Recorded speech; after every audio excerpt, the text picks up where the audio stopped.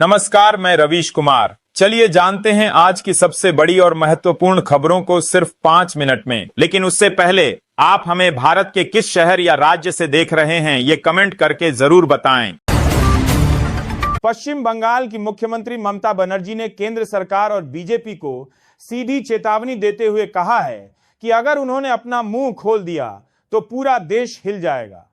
कोलकाता में एक विशाल रैली को संबोधित करते हुए ममता ने आईपाक दफ्तर पर हुई ईडी की रेड को लेकर जमकर गुस्सा निकाला। उन्होंने आरोप लगाया कि बीजेपी बिहार और हरियाणा की तरह बंगाल में भी जबरदस्ती सत्ता हथियाना चाहती है। मुख्यमंत्री ने कोयला घोटाले का जिक्र करते हुए दावा किया कि उनके पास ऐसी जानकारियां हैं जो कई बड़े नेताओं की मुश्किलें बढ़ा सकती है।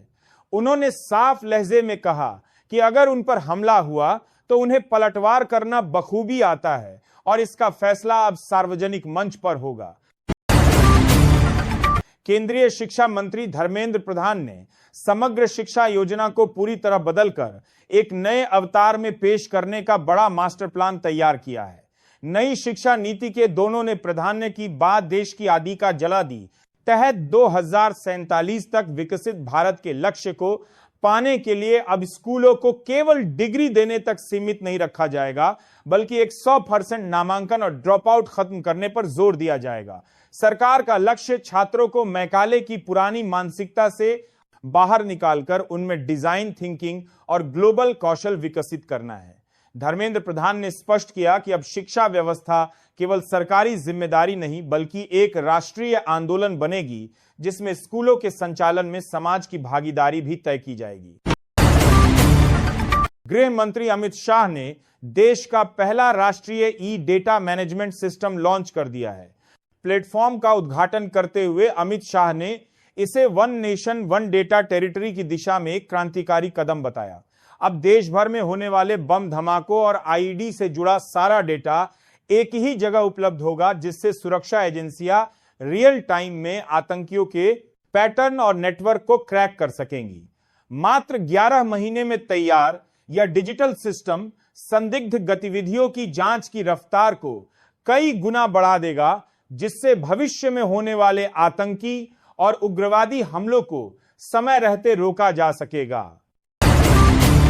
बांग्लादेश में अल्पसंख्यक हिंदुओं, उनके घरों और व्यवसायियों पर हो रहे लगातार हमलों को लेकर भारत सरकार ने सख्त रुख अपना लिया है।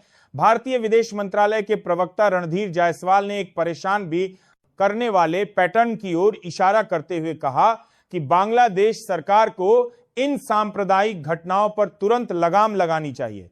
भारत ने साफ किया कि इन हमलों को निजी दुश्मनी या राजनीतिक विवाद बताकर नजरअंदाज करना अपराधियों के हौसले बुलंद कर रहा है, जिससे वहां के अल्पसंख्यकों में भारी डर का माहौल है। इसके साथ ही भारत ने शक्सगाम घाटी पर चीन और पाकिस्तान के अवैध समझौतों को सिरे से खारिज करते हुए स्पष्ट कर दिया है कि यह क्षेत्र भारत का अभिन्न हिस्सा है और अपनी सीमाओं की रक्षा के लिए भारत कोई भी जरूरी कदम उठाने का अधिकार रखता है। साल 2026 का केंद्रीय बजट इस बार अपनी पुरानी परंपराओं को तोड़ते हुए 1 फरवरी यानी रविवार के दिन पेश किया जाएगा। राष्ट्रपति द्रौपदी मुर्मू की मंजूरी के बाद संसद का बजट सत्र 28 जनवरी से शुरू होने जा रहा है, जिसकी शुरुआत राष्ट्रपति के अभिभाषण से होगी। खास बात यह है कि इस बार वित्त मंत्रालय में किसी स्थायी वित्त सचिव की अनुपस्थिति के बावजूद बजट की तैयारियां युद्धस्तर पर चल रही है। सत्र 2 चरणों में चलेगा, जिसमें पहला चरण 13 फरवरी तक और दूसरा चरण 9 मार्च से 2 अप्रैल तक आयोजित होगा। 29 जनवरी को आर्थिक सर्वेक्षण पेश किया जाएगा, जिसके बाद पूरी दुनिया की नजरें 1 फरवरी को आने वाले पिटारे पर टिकी होंगी। भारत में होने वाले वैश्विक आई समिट से ठीक पहले चीन ने एक चौंकाने वाला दावा करते हुए कहा है कि भविष्य में आर्टिफिशियल इंटेलिजेंस की रेस चिप से नहीं बल्कि बिजली की ताकत से जीती जाएगी। चीन का कहना है कि उसकी बिजली उत्पादन क्षमता अमेरिका से दोगुनी है और 2026 तक यह 3 गुना हो जाएगी, जो आई डेटा सेंटर्स की विशाल मांग को पूरा करने के लिए सबसे जरूरी हथियार है। टेस्ला प्रमुख एलन मस्क के बयानों का हवाला देते हुए चीन ने संकेत दिया कि भारत जैसे देशों के लिए ऊर्जा और मजबूत राष्ट्रीय नीति ही असली चुनौती होगी। चीन ने स्पष्ट संदेश दिया है कि बड़े पैमाने पर बिजली और संस्थागत ढांचे के दम पर वह वैश्विक आय दौड़ में सबसे आगे रहने की तैयारी कर चुका है। महाराष्ट्र नगर निगम चुनाव के रण में एमएम चीफ असदुद्दीन ओवैसी ने सोलापुर की जनसभा में एक बड़ा सियासी धमाका कर दिया है। ओवैसी ने भविष्य की भविष्यवाणी करते हुए कहा कि एक दिन ऐसा जरूर आएगा जब हिजाब पहनने वाली बेटी भारत की प्रधानमंत्री बनेगी। उन्होंने भारतीय संविधान की महानता बताते हुए कहा कि यहां हर समाज को बराबरी का हक है, जबकि पाकिस्तान जैसे देशों में ऐसा नहीं है। विरोधियों पर निशाना साधते हुए उन्होंने आरोप लगाया कि बीजेपी, शिंदे और पवार की सरकार नफरत की बुनियाद पर राजनीति कर रही है। ओवैसी ने जनता से अपील की कि वे महंगाई और बेरोजगारी जैसे मुद्दों पर वोट दे और नफरत फैलाने वालों को करारा जवाब दे। खबर, बिहार की राजनीति में एक नया उबाल आ गया है, क्योंकि जेडीयू के वरिष्ठ नेता केसी त्यागी ने प्रधानमंत्री नरेंद्र मोदी को चिट्ठी लिखकर मुख्यमंत्री नीतीश कुमार को भारत रत्न देने की मांग की है। त्यागी ने अपने पत्र में चौधरी चरण सिंह और कर्पूरी ठाकुर का हवाला देते हुए कहा कि नीतीश कुमार समाजवादी आंदोलन के एक अनमोल रत्न हैं और करोड़ों लोगों की यह इच्छा है कि उन्हें देश के सर्वोच्च नागरिक सम्मान से नवाजा जाए। पत्र में तर्क दिया गया है कि पहले भी कई विभूतियों को जीवित रहते यह सम्मान मिला है। ऐसे में नीतीश कुमार के जनहित के कार्यों को देखते हुए वे इसके हकदार हैं। दिलचस्प बात यह है कि यह मांग ऐसे समय में आई है जब केसी त्यागी अपनी ही पार्टी में हाशिए पर चल रहे हैं। के आदि लोकोत्सव में शिरकत करते हुए छत्तीसगढ़ के मुख्यमंत्री विष्णुदेव साय ने कहा कि गांव ही हमारी संस्कृति का असली आधार है। उन्होंने भगवान बिरसा मुंडा और रानी दुर्गावती जैसे महापुरुषों के बलिदान को याद करते हुए बताया कि केंद्र और राज्य सरकारें आदिवासियों को मुख्य धारा में लाने के लिए प्रतिबद्ध है। मुख्यमंत्री ने छत्तीसगढ़ के नया रायपुर में बने देश के पहले डिजिटल संग्रहालय का जिक्र करते हुए इसे जनजातीय गौरव का प्रतीक बताया। साथ ही उन्होंने गर्व से कहा कि छत्तीसगढ़ में नक्सलवाद की कमर टूट चुकी है और अब वहां विकास के साथ 8 लाख करोड़ रुपए से अधिक के निवेश के नए रास्ते खुल रहे हैं। कर्नाटक की राजनीति से आ रही है, जहां मुख्यमंत्री की कुर्सी को लेकर चल रही खींचतान के बीच सिद्धरमैया ने एक बड़ा कीर्तिमान स्थापित कर दिया है। मुख्यमंत्री सिद्धरमैया अब कर्नाटक के इतिहास में सबसे लंबे समय तक सेवा करने वाले मुख्यमंत्री बन गए हैं। उन्होंने दिग्गज नेता देवराज उर्स के 2792 दिनों के रिकॉर्ड को पीछे छोड़ दिया है।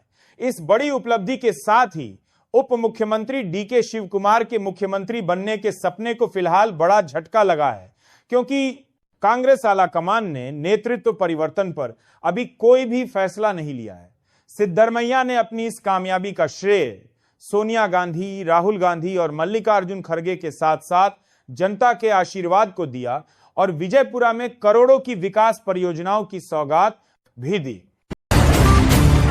ओवैसी ने उमर खालिद और शर्जील इमाम की जेल के लिए सीधा कांग्रेस को जिम्मेदार ठहरा दिया है। ओवैसी ने सनसनीखेज आरोप लगाते हुए कहा कि कांग्रेस सरकार के दौरान पी चिदंबरम ने यूएपीए कानून में जो कड़े संशोधन किए थे, उन्हीं की वजह से आज इन युवाओं को जमानत नहीं मिल पा रही है। उन्होंने संसद में दिए अपने पुराने भाषण को याद दिलाते हुए कहा कि कांग्रेस ने आतंकवाद की परिभाषा में किसी अन्य माध्यम जैसे शब्द जोड़कर कानून को इतना सख्त बना दिया कि उसका आज दुरुपयोग हो रहा है। ओवैसी ने तीखा सवाल पूछा कि क्या आजादी के बाद कांग्रेस का कोई नेता कभी 5.5 साल के लिए जेल गया है। उन्होंने साफ कहा कि इन मुस्लिम नौजवानों की लंबी कैद के पीछे कांग्रेस के बनाए काले कानून ही असली वजह है। मशहूर अभिनेता विजय की आखिरी फिल्म जना नायकन की रिलीज पर गहरा संकट मंडरा रहा है, जिससे तमिलनाडु की सियासत गर्मा गई है। मुख्यमंत्री एमके स्टालिन ने केंद्र की बीजेपी सरकार पर तीखा हमला बोलते हुए आरोप लगाया है कि ईडी और सीबीआई की तरह अब सेंसर बोर्ड यानी सीबीएफसी को भी राजनीतिक हथियार के रूप में इस्तेमाल किया जा रहा है। मद्रास हाईकोर्ट की डिवीजन बेंच ने सिंगल जज के उस फैसले पर रोक लगा दी है जिसमें फिल्म को तुरंत सर्टिफिकेट देने का आदेश दिया गया था।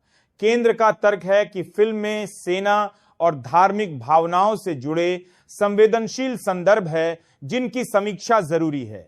सुपरस्टार विजय की यह विदाई फिल्म 9 जनवरी को रिलीज होनी थी, लेकिन कानूनी दांव पेंच के कारण अब इसका भविष्य अधर में लटक गया है।